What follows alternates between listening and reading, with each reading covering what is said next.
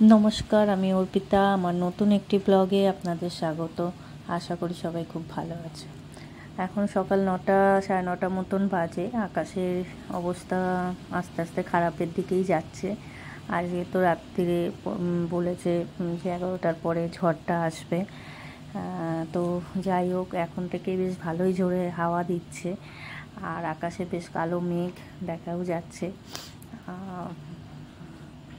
আমারও একটু বেরোনোর আছে, কেননা ওবেলা কী পরিস্থিতি, বিকেলের দিকে কী পরিস্থিতি হবে কেউ বলতে পারে না। তো আমি একটু বেরোবো, আমার টুকটাক একটু বাইরে কাজ আছে, কেনার আছে সেগুলো। কিন্তু মাঝে মাঝে বেশ ভালো ঝিরিঝিরি বৃষ্টিও পড়ছে দেখছি। সকালে একবার বৃষ্টি হয়েও গেছে। তো এখন আমি জিহুকে খাইয়ে দাইয়ে বসিয়ে দিয়েছি, খাওয়া হয়ে গেছে, বিছনাপাটি গুছিয়ে নিয়ে বসিয়ে দিয়েছি। ও এখন টিভি দেখছে। আর দেখো, এত হাওয়া দিচ্ছে, আমার বালিশটা উল্টে চলে এলো। আমি জানলার ওই ধারে আমাদের বেডের মানে খাটের পাশে একটু ফাঁকা আছে, সেখান দিয়ে জিহুর পা ঢুকে যায়, ও অনেক সময় পড়ে যায় জানলায় উঠতে গিয়ে। তো আমি বড় বালিশগুলো ওই সাইড দিয়ে সাজিয়ে দিই যাতে ও পড়ে না যায়।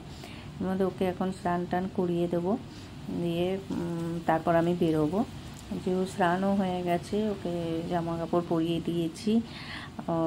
ও খাওয়া হয়নি, ও খাবারটা আমি রেডি করব, রেডি করে রেখে যাব, কেননা মাসিমা আজকে তাড়াতাড়ি চলে যাবে। আমি কালকেই মাসিমাকে বলেছিলাম যে আপনি কালকে তাড়াতাড়ি চলে যাবেন, আমি যতটা পারবো তাড়াতাড়ি করে আপনাকে ছেড়ে দেবো।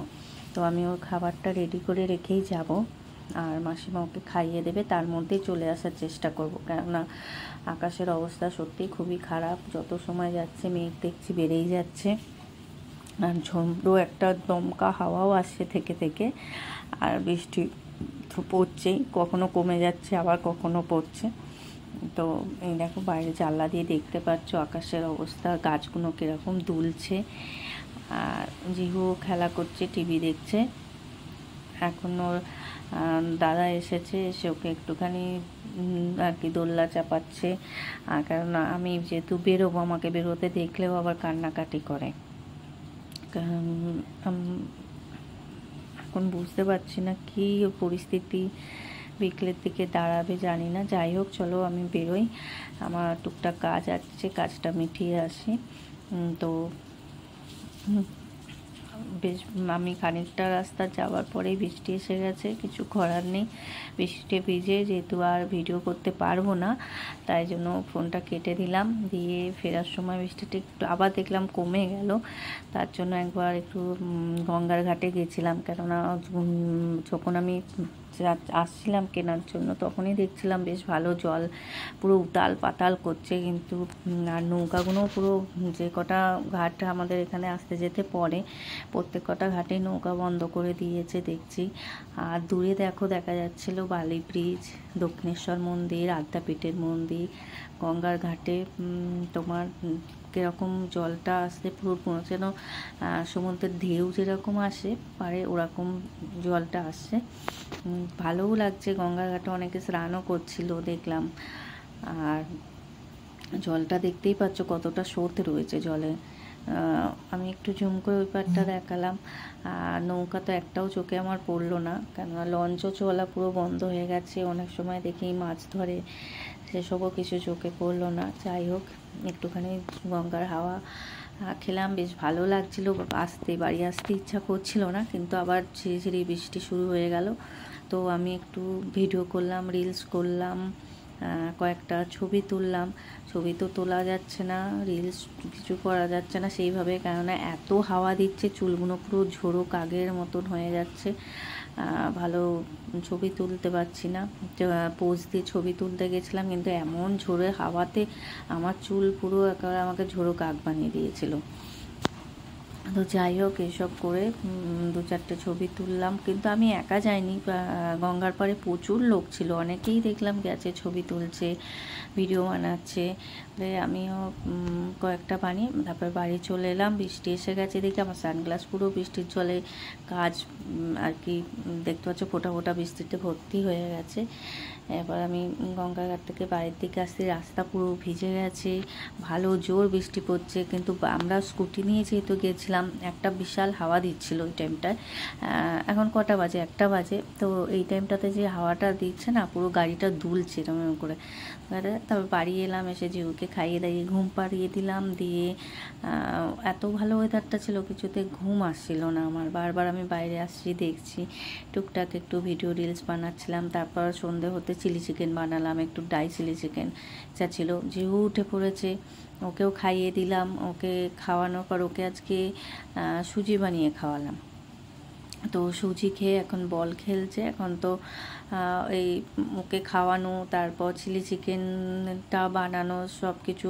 দুপুরবেলা আমি চিলি চিকেনটা ম্যারিনেট করে তারপরে ওটাকে ভেজে রেখে দিয়েছিলাম, যাতে সন্ধ্যাবেলা তাড়াতাড়ি হয়ে যায়। কেন পুরোটা একসঙ্গে করতে গেলে অনেকটা টাইম লেগে যায় না। চিকেনটাকে ম্যারিনেট করতে লাগে, তারপর তোমার ভাজতে লাগে কোটে ডুবিয়ে, এগুলো করতে অনেকটা সময় লাগে। গ্রেভিটা বানাতে হয়, একা হাতে সবটা করতে গেলে অনেক সময় লাগে।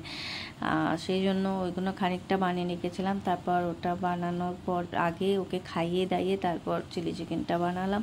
বানিয়ে ও খেলছিল, তার ফাঁকে ফাঁকে সব কিছু চলছিল, খাওয়াও হয়ে গেছে। আবার জিউকে আমি এখন বাজে অনেকটাই বাজে, রাতে 10:30 বাজে, ওকে ঘুম পাড়িয়ে দিলাম। ঘুম পাড়িয়ে উঠে ডিনার করে একটু ব্যালকনিতে এলাম। এখন বাজে হচ্ছে 12:30, কিন্তু আমার ব্যালকনির এই অবস্থা, দাঁড়ানো যাচ্ছে না, পুরো জলে জল। এমনকি আমার ঘরেও জল ঢুকে গেছে।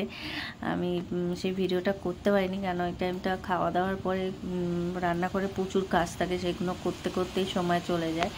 আর এই দেখো, এখানে দাঁড়ানো যাচ্ছে না, এতটা হাওয়া দিচ্ছে দমকা।